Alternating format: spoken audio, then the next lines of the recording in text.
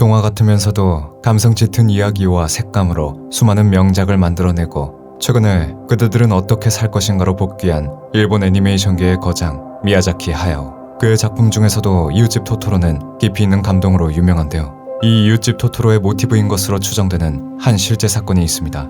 그저 아름답기만 한 줄 알았던 이야기의 뒤에 어떤 비극이 숨어 있었을까요? 빛이 힘을 잃어버린 깊은 밤, 평범해 보이는 어느 술집 앞에 길게 늘어선 검은 그림자. 그림자의 주인은 누군가를 기다리고 있는 듯 혹은 누군가에게 쫓기고 있는 듯 초조하면서도 불안한 눈빛으로 주위를 두리번거리고 있었는데요. 그런 불안감이 감춰지지 않는 떨리는 손과 그 손으로 꽉 쥐고 있는 가방. 그 가방 안에 든 거액의 위조 지폐. 그 앞에 누군가가 들이닥친 그 순간 세상에서 가장 잔혹한 동화가 시작되었습니다. 1963년 5월 1일 일본 사이타마현 사야마시. 그날은 별다를 것 없는 평범한 날이었지만 한 가족에게는 잊을 수 없는 날이었는데요. 어찌된 영문인지 남들보다 조금 일찍 학교 밖을 나선 고등학생 요시에.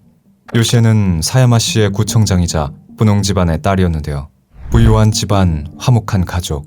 그런 집안에서도 사남매의 막내로 태어나 모자란 것 없이 행복하게 자라왔습니다. 그렇다곤 해도 평소 학업 태도가 불량하지 않았던 그녀의 낯선 일탈. 어쩐지 진정되지 않는 듯한 흥분한 동공과 심장박동. 그날은 바로 그녀의 생일이었습니다. 생일이어서 신이 난 요시에는 자전거를 타고 바람을 가르며 어디론가 달려갔는데요. 곧장 집으로 가서 생일 파티를 벌이기라도 할 것 같았던 그녀의 행선지는 집이 아니었습니다. 새빨갛게 물든 통으로 다가가는 요시에. 그것을 지나쳐 도착한 곳은 우체국이었는데요. 우체국에서 볼일을 보고 만족한 듯이 웃으며 나온 요시에. 그녀가 손에 쥐고 있는 것은 1964년 도쿄올림픽 개최기념 우표였습니다. 자신에게 주는 행복한 선물 하나를 산 뒤 다시 자전거에 올라탄 요시에. 이번에도 그녀가 향한 곳은 집이 아니었는데요. 요시에가 이웃 주민을 지나쳐 도착한 곳은 어느 철도. 그곳에서 아무것도 하지 않고 우두커니 서 있는 요시에. 그녀는 누군가를 기다리고 있었습니다. 요시에가 철도로 향한 지 약 3시간 뒤 천천히 그리고 조금씩 오후를 지나 저녁으로 물들어가며 어두워지던 그때쯤 요시에의 집에는 일을 마치고 돌아온 요시에의 부모님과 요시에의 언니, 오빠들 그 5사람만이 요시에 없는 요시에의 생일의 저녁을 맞이하고 있었습니다. 누구보다 자신의 생일을 기다려온 요시에가 이렇게 늦게까지 돌아오지 않을 리 없었는데요. 처음엔 친구와 놀기라도 하겠거니 얌전히 막내를 기다렸지만 예상 범주를 훨씬 넘은 요시에. 결국 요시에의 오빠는 막내가 다치지 않았을까 염려하며 찾아 나섭니다. 하지만 그 걱정이 무용지물이었음을 깨닫기까지는 긴 시간이 필요하지 않았습니다. 학교도 가보고 친구들도 찾아가보고 주변 사람들에게 물어가며 요시에의 행적을 뒤쫓은 오빠. 하지만 아무리 찾아봐도 찾을 수 없자 결국 포기하고 집에서 동생 하나 못 찾느냐는 쓴소리를 달게 들을 각오를 한 채 집으로 돌아오는데요. 집으로 들어서기 직전 오빠는 동생의 얼굴을 볼 수 있었습니다.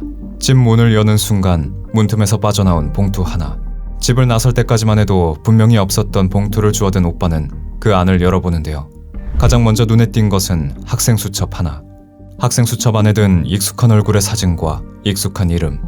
요시에의 것이었습니다. 누군가 요시에가 잃어버린 것을 돌려주기라도 한 걸까 싶었는데요.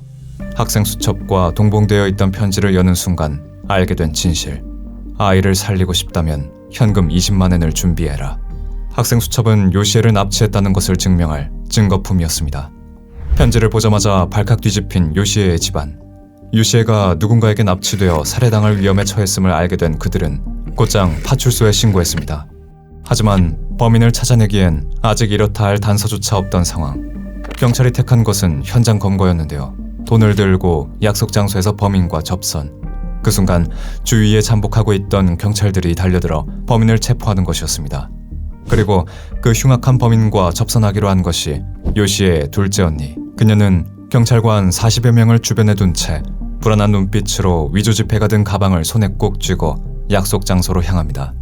약속 시각은 자정. 무슨 일이 일어나더라도 이상하지 않고 도움받을 방법도 없는 고요하고 조심스러운 시간. 요시에의 언니는 경찰들이 잠복 중이라는 것을 알고 있음에도 멈추지 않는 떨림을 간신히 억누르며 범인을 기다렸는데요. 정말 오기는 올까? 정말 그 사람이 동생을 해칠까? 그런 두려움이 계속 차오르는 그때 누군가가 다가오는 발소리가 울려 퍼집니다. 심장고동이 귓가에 들리는 바람소리보다 커졌을 때쯤 눈앞에 나타난 낯선 인물. 어둠에 가려져 얼굴도 잘 보이지 않았지만 직감적으로 알 수 있었습니다. 범인이구나. 내 동생을 납치한. 요시의 언니는 알 수 없는 감정들을 천천히 밀어내며 동생을 구하기 위한 거래를 시작합니다. 빛이 들지 않는 그림자 속에서 범인에게로 다가서는 언니. 그녀가 손에 든 것은 범인이 요구한 20만 엔이 아니라 위조 지폐. 지금 이 작전이 성공하지 못하면 다시는 동생을 못 볼지도 모르는 도박이었는데 요시의 언니는 1과 6, 성공과 실패, 두 가지 눈금밖에 없는 주사위를 던집니다. 그런데 그때 남자가 어딘가로 다급하게 전속력으로 달리기 시작하는데요. 한편 요시의 집안에서는 침 삼키는 소리가 쇠구슬 떨어지는 소리보다 클 정도로 새까만 정적이 흐르고 있었는데요. 모두가 손을 모아 기도하는 것은 단 하나. 저 문을 열고 요시에가 돌아오는 것. 그때 고유의 장벽을 깨는 문소리. 누군가가 들어오려 하고 있었습니다. 기도를 하고 있던 가족들의 손은 어느새 불안함을 달래기 위해 피가 나도록 주먹을 꽉 쥐고 있었고 그 사이 문을 완전히 열고 들어온 것은 한 낯선 남자의 모습. 요시에를 찾으러 갔던 경찰이었습니다. 어째서 경찰이 갑자기 찾아온 것인지 영문을 알 수 없었는데요. 그 이유는 바로 다음 순간 알 수 있었습니다. 경찰의 뒤에 가려져 있던 한 그림자. 요시에의 언니가 자신을 기다리던 가족들 앞에 이제야 고개를 내밀고 그녀의 얼굴에선 쉴 새 없이 눈물이 떨어지고 있었습니다. 그 눈물의 출처는 슬픔 그리고 죄책감. 자신의 실수로 눈앞에서 범인을 놓쳐버린 요시의 언니였습니다. 범인이 오기 전 불안을 달래기 위해 경찰과 한두 마디를 주고받았던 요시의 언니. 그게 범인에겐 단서가, 요시의 언니에겐 큰 실책이 되었고 그로 인해 잠복을 눈치챈 범인이 달아났던 것. 결국 그녀가 던진 주사위의 눈금은 1이었습니다. 비극 외엔 그 무엇도 얻지 못한 밤이 지나고 그날 후로 요시에가 돌아오길, 하다못해 범인에게서 다시 연락이라도 오길 바랐지만 아무런 소식도 들려오지 않았는데요. 사건 발생 사흘 후 그토록 바라던 요시에의 소식이 가족들에게 전달됩니다. 범인을 놓친 뒤에도 끊임없이 사건을 파고들었던 경찰들. 끈질긴 수사로 요시에의 흔적을 이잡듯 뒤졌고 결국 가족들이 바라던 대로 요시에를 찾아내는데 성공합니다. 요시에가 있던 곳은 어느 농경지 근처의 길. 그 차가운 바닥 아래 요시에는 이미 죽은 사람이 되어 싸늘한 모래더미 아래에 묻혀 있었습니다. 김 형사가 제게 의뢰한 사건은 정말 충격적이었습니다. 납치된 여고생인 요시에의 인질 협상을 하는 현장에서 일어난 어처구니 없는 실수 때문이었죠. 범인이 나타나지 않은 건가요? 아니요, 나타나지 않은 건 아닌데. 김 형사에게 현장에서 일어난 일을 전해 들었을 때 저는 애초에 문제가 처음부터 협박장을 오독한 데 있었다고 생각했습니다. 범인이 보낸 협박장엔 친구가 차로 갈 테니까 그 친구와 함께 기다려라 라는 문장이 있었는데 이를 본 경찰은 협상 장소에 친구인 공범이 나타날 거라 확신했다고 했죠. 하지만 그 아니란 추측은 빗나갔고 경찰들은 공범이라 착각한 범인이 요시의 언니와 약 12분간 대화를 나눌 때 진짜 범인이 오길 기다리고 있었던 겁니다. 협상 장소에 잠복해 있던 40여 명의 경찰이 범인에게 12분간 도망칠 기회를 제공한 거나 다름없었죠. 완벽한 초동수사 실패. 김 형사는 이 사건으로 인해 현 지역 경찰은 물론 경찰청 전체가 뒤집혔다고 말했습니다. 그도 그럴 것이 이 사건이 일어나기 2달 전인 3월 어린이 유괴 사건의 범인을 잡지 못하고 무고한 어린 생명까지 잃게 된 일이 있어 이미 경찰들의 무능력함이 증명돼 강한 비판을 받았었기 때문이었죠. 그렇기에 경찰 측은 이번 사건의 범인을 무조건 잡아 이미지를 쇄신해야 했는데 범인이 도주 후 다음 날인 5월 4일 인근 농장에서 암매장당한 요시에의 시신이 발견된 후에도 범인의 몽타주가 나오지 않아 벼랑에 몰린 김 형사가 끝내 저를 찾아온 거였습니다. 일단 저는 김 형사에게 경찰들이 수사했던 자료를 받아 바로 분석에 들어갔는데 무엇보다 먼저 파악해야 했던 건 피해자인 요시에의 부검 결과였죠. 요시에는 이미 납치를 당한 5월 1일 교살에 의한 질식사로 숨을 거둔 걸로 보였습니다. 그리고 살아있을 당시 입었다고 추정되는 둔상도 발견됐죠. 고로 협상하기로 한 날인 5월 3일에 요시에는 이미 죽어 있었던 거고 범인은 마치 아직 요시에에게 살아있는 것처럼 태연하게 현장에 나왔던 거였습니다. 그런데 이보다 더 놀라운 건 따로 있었는데 바로 요시에의 시신에서 누군가의 정액이 발견되었다는 것이죠. 혹시 교제하던 남자가 있던 걸까요? 아니요, 동급생들도 그렇고 가족들도 그런 이야기는 없었습니다. 제가 이런 생각을 하게 된 이유는 바로 시신에 저항흔이 나오지 않았기 때문이었습니다. 성폭행이었다면 손과 팔같이 범인을 막을 수 있는 신체에서 흔적이 남아야 하는데 작은 상처도 없었고 오히려 상처는 다리 부근에 남아있다는 게 저를 의아하게 만들었죠. 하지만 경찰은 어쩌면 요시에가 성폭행을 당하다 과도하게 그녀를 제압한 범인이 끝내 그녀를 목 졸라 살해했을 거라고 생각해 이를 강간살인이라 결론지었다고 했습니다. 근데 또 한 가지 이상했던 건 요시에의 부검 결과에선 그녀의 위에 있던 음식물을 확인할 수 있었는데 김 형사의 말로는 그날 요시에가 사라지기 전에 마지막으로 먹었던 걸로 추정되는 음식과 부검으로 나온 음식물이 다르다는 거였죠. 요시에의 위에선 토마토의 일부분이 나왔는데 학교에서 조리 실습 때 먹었던 카레엔 토마토가 없었고 사건의 타임라인을 파악할수록 범행엔 허점이 너무나 많았습니다. 처음부터 돈이 목적인 계획 범행이라면 이렇게 충동적인 짓을 저지르지 않았을 겁니다. 요시에를 납치하고 밥을 먹이고 얼마 지나지 않아 성폭행까지 실행한 뒤 저항해서 죽였다. 뭔가 앞뒤가 맞지 않습니다. 대부분 범죄자들의 가장 큰 특성은 바로 언제 어디서 범행이 틀어질지 모르기 때문에 불안함이 극에 달한 상태라는 겁니다. 그렇게 계획이 있고 생각이 조금이라도 있다면 범행 도중엔 위험 감수를 할 만한 어리석은 짓은 할 생각도 안 한다는 거죠. 그런데 그 얼마 안 되는 시간 동안 사람을 납치하고 밥을 먹이고 폭행까지 한 뒤 살인 후 수습을 하고 그 와중에 피해자의 집에 가서 협박장을 두고 온다는 건 너무나 번잡스럽다는 느낌이 들었습니다. 그렇기에 범인이 능숙하지 않은 아마추어일 거란 생각이 들었고 그 가능성은 범인의 협박장에도 여실히 드러나 있었죠. 바로 엉망진창인 문법과 맞춤법 때문이었습니다. 저는 범인이 어쩌면 전문적인 교육을 받지 못한 사람일 거라 말했고 김 형사도 이에 동의를 했죠.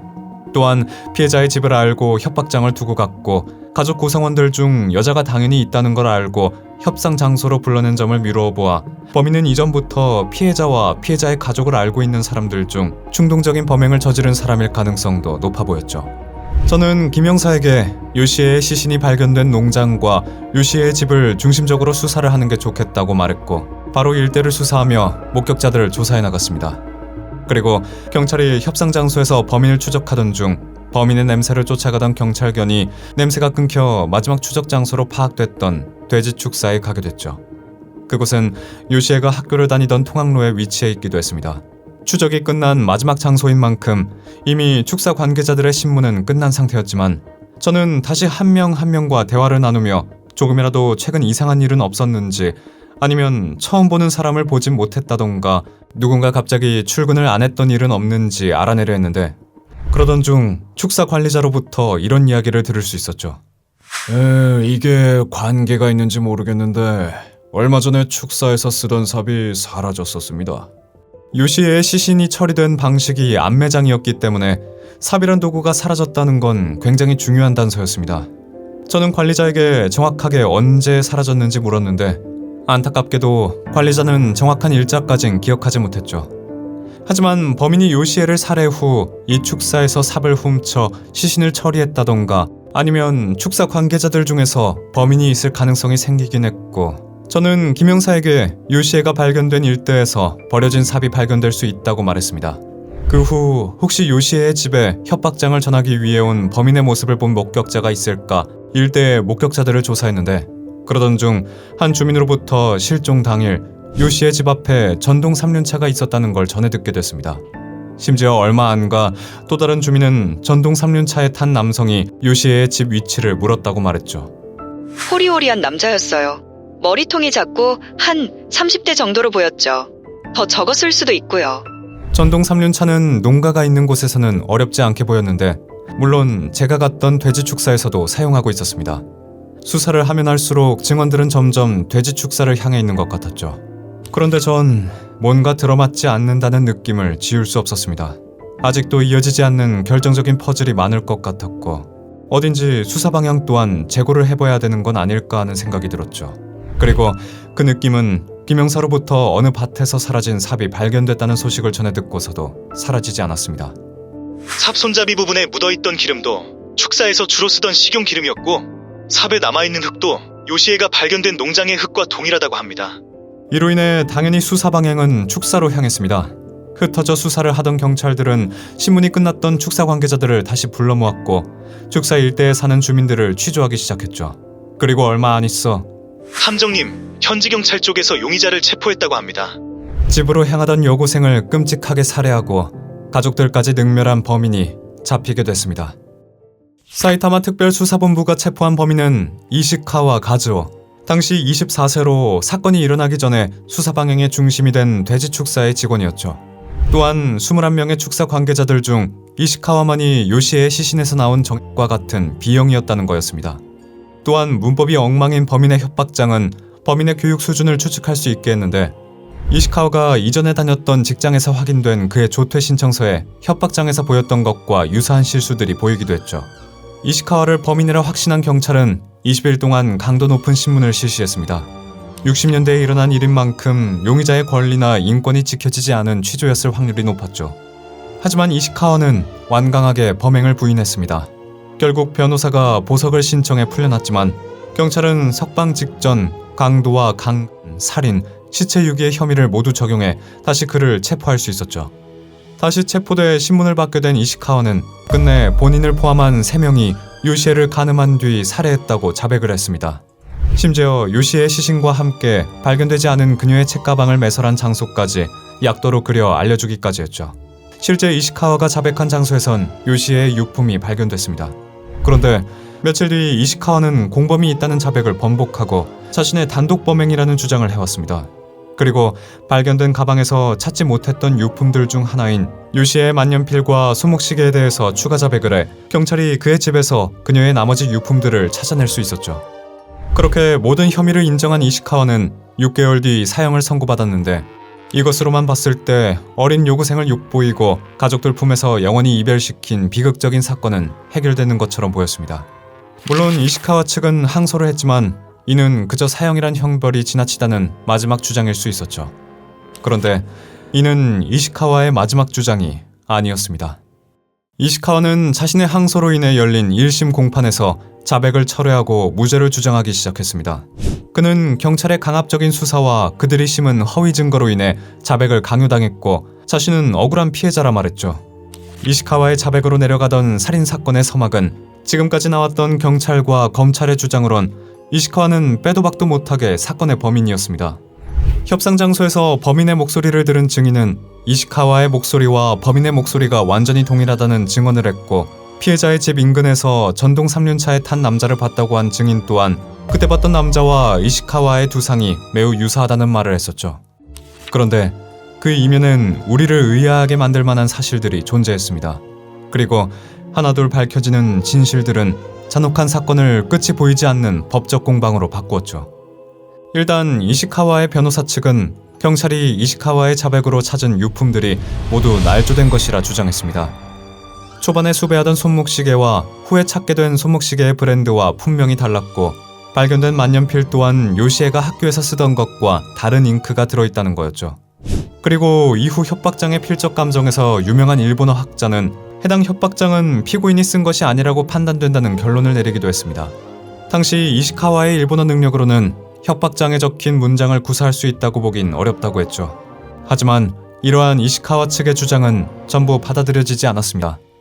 수목시계는 수사관이 목록을 작성할 때 이를 위해 견본으로 가져왔던 상품의 일련 번호를 적은 실수였고 만년필은 피해자가 실종당한 뒤 사건과 무관한 누군가가 잉크를 보충했을 가능성이 있다는 근거를 내세웠죠.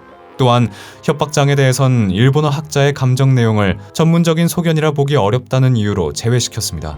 결국 1974년 10월 31일 이시카와는 무기징역이 확정됐고 이후 여러 번 재심 청구를 해왔지만 모두 기각이 됐죠.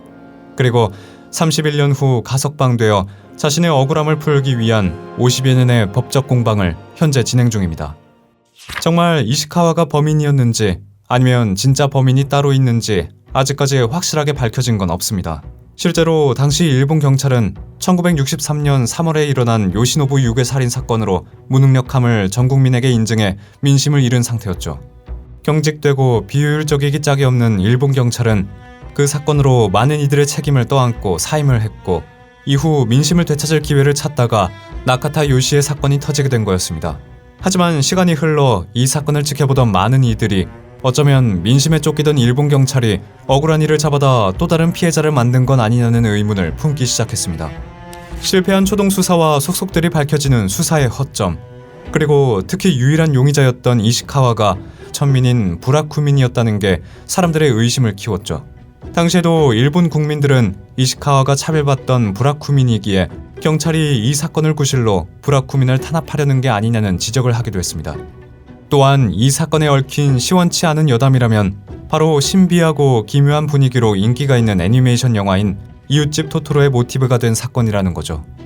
피해자인 요시에의 절단된 시신을 목격한 그녀의 언니가 쇼크로 정신착란 상태에 빠져 고양이 도깨비와 큰 너구리를 만났다는 소름 끼치는 말을 했다는 이야기가 전해지며 이웃집 토토로 속 주인공인 사츠키와 메이 자매가 바로 요시에 자매의 모델이 됐다는 겁니다. 하지만 이는 지브리 스튜디오 측의 피셜로 해당 사건과 애니메이션 속 내용은 전혀 관계가 없다는 게 밝혀졌습니다. 그저 사건이 모두 한적한 시골이라는 것과 자매가 이야기에 등장한다는 것으로 심심하고 상상력이 풍부한 사람들이 엮어낸 흥미롭기만 한 도시괴담이었던 거죠. 여기서 확실한 것은 그저 무고한 생명이 비극적인 죽음을 맞이했고 그 가족들도 지워낼 수 없는 상처를 입었다는 건데, 훗날 만일 유일한 용의자인 이시카와의 무죄까지 입증이 된다면 이 사건의 무고한 피해자는 하나가 아닌 둘이 될 것입니다.